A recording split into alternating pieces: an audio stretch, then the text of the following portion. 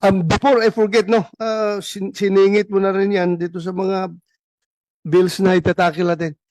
Yung DIDM, yung sitwasyon ni Colonel Grijaldo, nagreklamo yung asawa, they are always talking about welfare ng mga tao natin. Eh, nakakulong na yung asawa niya, pinutulan pa daw ninyo na sweldo. Sino bang taga DP? DP. Upo ka dito. DP. Ano bang polisiya ninyo tungkol dyan? Bakit pinutulan ng sweldo si Grijaldo? Gamitin mo yung microphone. Sir, si Colonel Grijaldo, sir. Ano ka sa DP? Division Chief, sir. Ng, Uh, Policies, Plans, and Program Division. so you represent DP and the Chief PNP as far as the Grijaldo case is concerned. Am I right? Sige, sagutin mo lang yung mga tanong ko. Sige, ano yung, anong sasabi mo? Anong, Colonel Grijaldo, sir, is considered allowed, sir. Allowed pay. Automatic leave of absence without pay, sir. why? Na-contempt siya, sir, so hindi siya makapagtrabaho. And I don't know, sir, kung may order na rin siya, sir, as allowed pay. Hindi ba nyo titingnan na double whammy yan on the part of Grijaldo? Sobrang injustice na yan sa kanya. He's suffering from injustice sa pagkakulong niya ngayon for telling the truth. Dapat ang PNP, you should be proud of him for standing for what is right and for standing for the truth.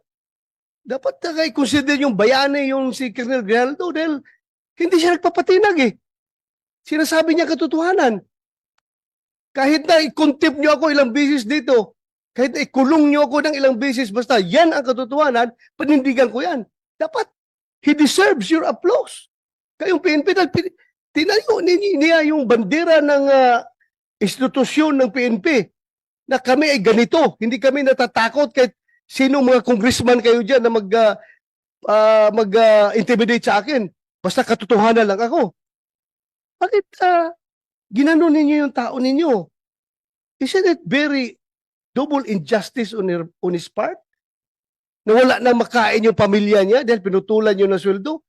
Hindi naman niya, he did not violate any law. To tell you frankly. Ay, i-interpret na ninyo yung batas to the detriment of your people? Ganun ba yun? You should implement, you should interpret your policies to the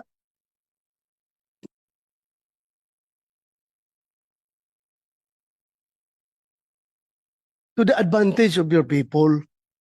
Tingnan nyo, you should be liberal enough to interpret your own policies. Hindi yung porki nakakulong, i-apply ka agad yung no work, no pay, i-apply ka agad ninyo yung, ano ba yung policy natin dyan pag nakakulong? Eh, sabi nyo, yung naka-incarcerated na tao or kwan is automatic, putol ang kanyang sweldo. Kawawa naman yung tao. Yung ginagawa natin yung policy na yan, ha? The intent of that policy is to make sure na yung mga eskalawag na pulis natin na nakakulong ay hindi na mag-enjoy sa sweldo niya. Is Grijaldo eskalawag. Kahit for purposes of discussion. Sabihin nyo, isa, wala kami magawa. Yan ang polisiya natin. No work, no pay. At kapag incarcerated, putol ka ng sweldo. But still, dapat may puso kayo sa tao ninyo. Kung nangyari sa'yo yung ginawa kay Grijaldo, anong sabihin mo? Sige nga, I would like to get your opinion. Sige, you open the mic. Ikaw, nagsasabi ng totoo sa isang congressional hearing. Kinontempt ka, ikinulong ka. Ngayon, nakakulong ka na, pinutulan pa na PNP yung sweldo mo. Wala ka ng pagkain yung pamilya mo dahil wala ka ng sweldo. Yes, sir. Ano masasabi mo? Sir, I think I will have the same sentiments with Colonel Grijaldo. Correct. Yes, sir. particularly that he is my classmate, sir. Oh, so your classmate. Huh?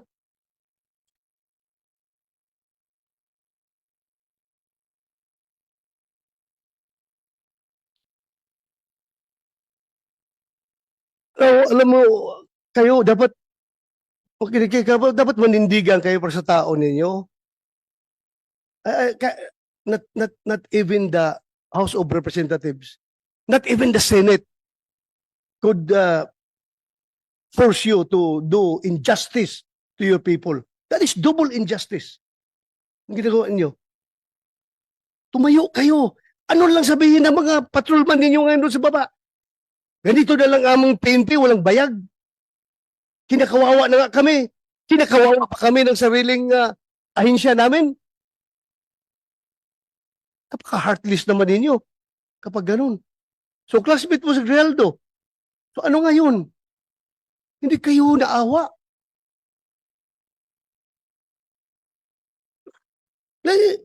Then I would like to acknowledge the presence of Senator JB Ejercito. Thank you, Your Honor, for joining. Alam mo,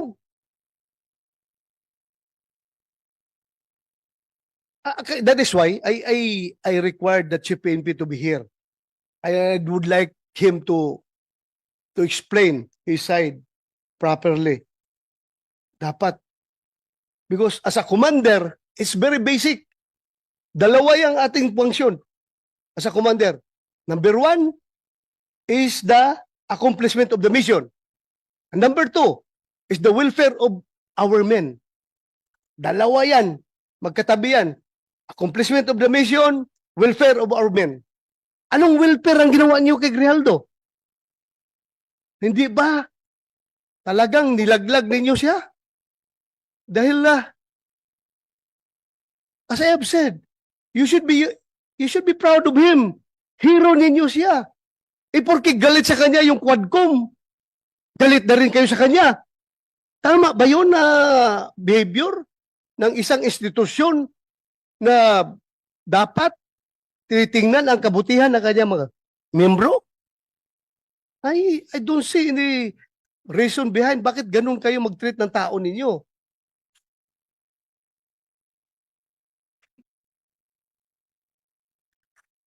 Yes. Can we get your opinion?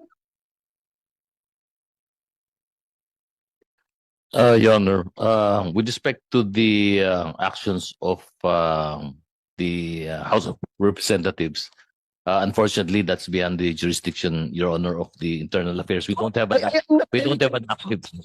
That meron kayong control doon sa Quadcom. Wala kayong control, but you have control to your own policies sa pag-apply niyo sa tao niyo, sa polisiyan ninyo. Yes, Your Honor. To that end, Your Honor, we have not, so far as Internal Affairs Service is concerned, we have not instituted or recommended as of yet, Your Honor, any disciplinary action on arising from the proceedings in the House of Representatives, Your Honor. Please tingnan ninyo mabuti yan. It's time for you to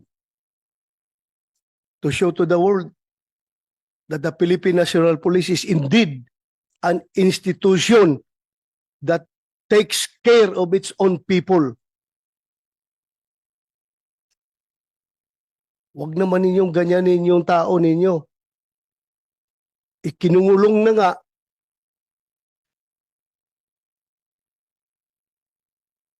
Sobrang injustice na na-experience niya ngayon, putulan pa niyo ng sweldo. Paano ang pamilya niya? Paano yung pag-aaral ng pamilya niya? Paano yung pagkain nila pang araw-araw? Wala na siyang sweldo. Okay lang sa akin yun kung iskalawag yung tao. Kung ninja cup yung tao, go ahead. You punish him. Pero for standing for the truth, for doing what is right, and for not giving in to the intimidations na ginagawa sa kanya ng Quadcom, kayo rin, sasakay rin kayo sa Quadcom na pati sweldo niya, puputulin ninyo. You should be liberal enough to interpret your own policy to your people. Kayo ba sa armed forces, ganun din kayo? Kapag ang tao ninyo ay nakulong, na-contempt, puputulan rin yun ng sweldo?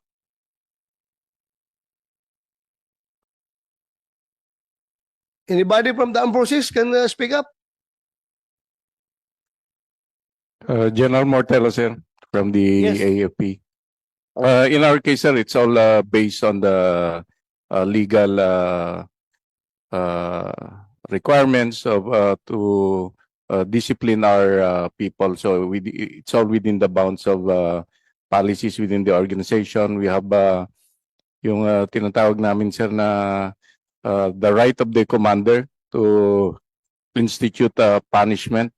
So meron sa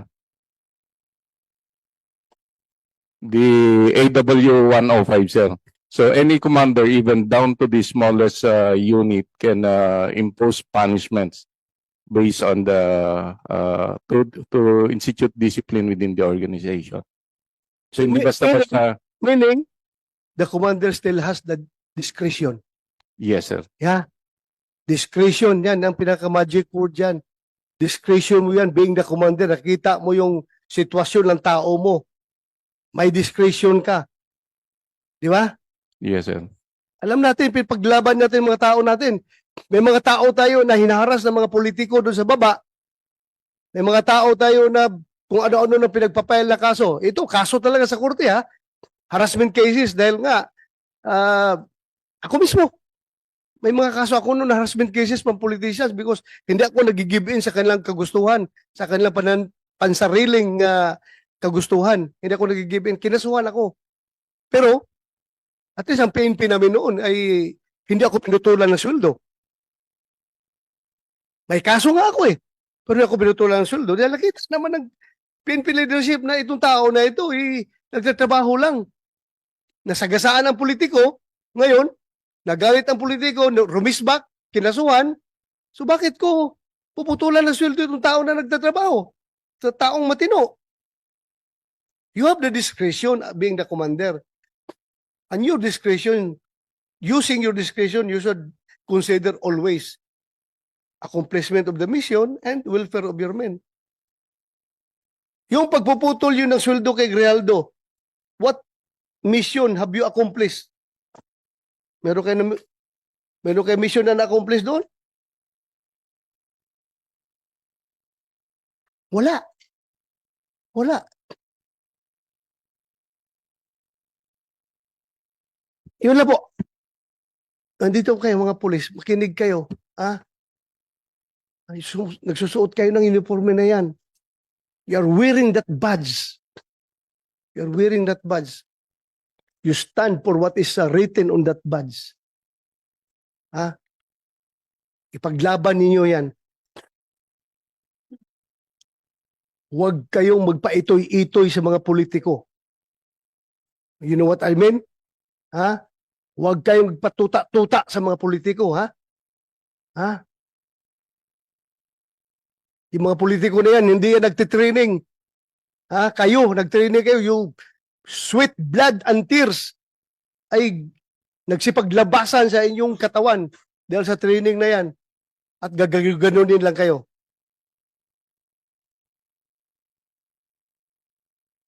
Paglaban ninyo, tauhan ninyo. My God, if I were the Chief PNP at this time, I don't know. Pag ginaganon yung tao ko, I can never sleep soundly at night kapag mayroong injustice na ginagawa sa aking tauhan. More so, the injustice is coming from my own institution itself. Sabi ko kasi magpakamatay ako para sa aking tauhan kapag ginaganyan yung tao ko. Lalong-lalo na kapag ang tao ko ay nagsasabi lang ng katotohanan at pinanindigan kung ano ang tama. DP, you relay my messages to the DP. And to your Chief PNP. I-relay nyo yung mensahe ko. Sana naman nakikinig kayo. Hindi ko kayo pwedeng diktahan on what to do because that is already overreach on my part. May sarili kayong chain of command. Sundin ninyo. Pero sa akin lang, as may oversight function, nakikita ko talaga sobrang injustice na ginawa nyo kay Grijaldo. Paglaban nyo yung tauhan ninyo. Lalong-lalo na, classmate mo yun. Sobra. Sobra ang nangyari sa kanya. Eh, anong sabihin ngayon ng ibang mga opisyal ninyo? Ibang mga tauhan ninyo? Ganito pala ngayon. Hindi pala ako kayang dipinsahan ng aking sariling institusyon kapag ako'y lumalaban sa tama at sa katotohanan. Hindi pala ako kayang dipinsahan. Bagkos ako pa'y pinutulan ng sweldo. Ano makakain ng pamilya ko kapag ganun? Makonsensya naman kayo. What happened to Grijaldo may happen to you. O hindi mangyari sa inyo yan. At kapag ganun kayo ka-weak as an institution, I don't know what will happen to the PNP.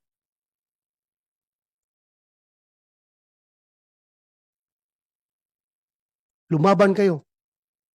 Labanan ninyo yung tama. Huwag kayong magpa-kuhan dyan. Yes. Sir, I would like to inform the Honorable Senator that the PNP is apolitical po, sir. With regards to Colonel Grijaldo po, sir, it may po meron mga reasons kung bakit yung sinasabi niyo po, sir, na naputulan siya ng sahod. It may be the resource person, si Colonel Uliciano. Hindi po niya alam yun, sir, Your Honor. So, baka may mga reason naman po, sir. Alam Thank you, ko, sir. reason, no work, no pay. Yun nga, but what I'm telling you is about the welfare of your men, that you should be liberal enough in implementing your own policies. Tingnan yung kabutihan ng tao. Because hindi ka forever, Kenneth, Regional Director, may chance rin na mangyari sa iyo yan. At kung pag nangyari sa iyo yan, what will you feel? Yung inostisya. I am not telling you to PNP to be political. We're not talking about politics here. We are talking about the welfare of your people. We are talking about your institution. There's no political behind my statement. What is behind my statement is yung aking pagiging pulis. Kasama niyo ako. Hindi ako outsider ng PNP. And I love the PNP. Hindi. Yung pinanggalingan ng mga pinagsasabi ko, hindi. Dahil nasa kabilang bakod kami ng politics. Wala. At akin dito. Ano yung uniforme na sinusuot ninyo at willing kayo na mamatay sa uniforme na yan. Yun ang aking sinasama ng loob, Kenneth. Huwag ka magsabi ng apolitical.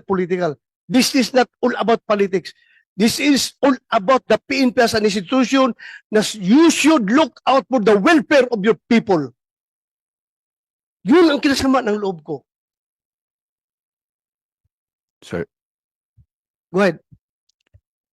Sir, kami nga po ay nagpapasalamat dahil kasama niyo po kasama namin po kayo, sir, as the former chief PNP. However, ang sinasabi ko po, sir, baka naman itong si Colonel Ulicanio, hindi niya alam yung underlying circumstances kung meron pang dahilan kung bakit po naputulan ng sahod si Colonel Grijaldo. Yun lang po, sir. When inform us kung ano. Huwag tayong ilatag natin ang braha. Ilatag natin ang braha kung bakit talaga ninyo ginanon yung tao. Tatanungin natin. Yes, sir. Did he violate the law? Meron ba siya binayulit na batas? Yung pagka-contempt niya, kasalanan ba niya yun? Kasalanan ba niya? I'm sure all of you were watching the proceedings. Kasalanan niya kung ipagtayo niya yung katotohanan? Panindigan niya yung katotohanan? You want to say something? Yes, sir. Based on our policy, sir, yung allowpay po kasi, sir, once hindi siya makapag-perform, katulad nung nakulong, sir, so he will be issued orders as a law officer. Then, corresponding to that, yung salary niya, sir, talagang puputulin din based on the... Wala existing akong policy. question dyan. Alam ko may mga policy na ganyan. What I am telling you about is how you interpret your policies. Maawa naman kayo sa tao ninyo. Yun lang sa akin. Welfare of your men. Yun lang sa akin. Ah? I hope you get me right. I hope. Hindi ko sinasabi na pag walang tapon niyo yung mga policy ninyo dahil ginawa yan, may rason yan. At ang rason yan, I should be clear to you. Bakit dating ginawa yan? Kasi yung mga iskalawag na pulis na patuloy pa rin na nagtatanggap ng sweldo kahit may mga kaso, yan, ginawa natin yan. Pero in the case of Grijaldo, dapat sabi ko nga sa inyo, dapat marunong kayo interpret your own policy to your advantage. Kayo, advantage ninyo sa inyo. Huwag naman na ganunin yung tao ninyo. So, yeah, you want to say something? Yes, sir. Sir, we will submit ASAP, sir, yung documents regarding Colonel Grijaldo, sir, to your office. And we will also inform yung office concerned, Your Honor. Thank you po. Thank you. Salamat.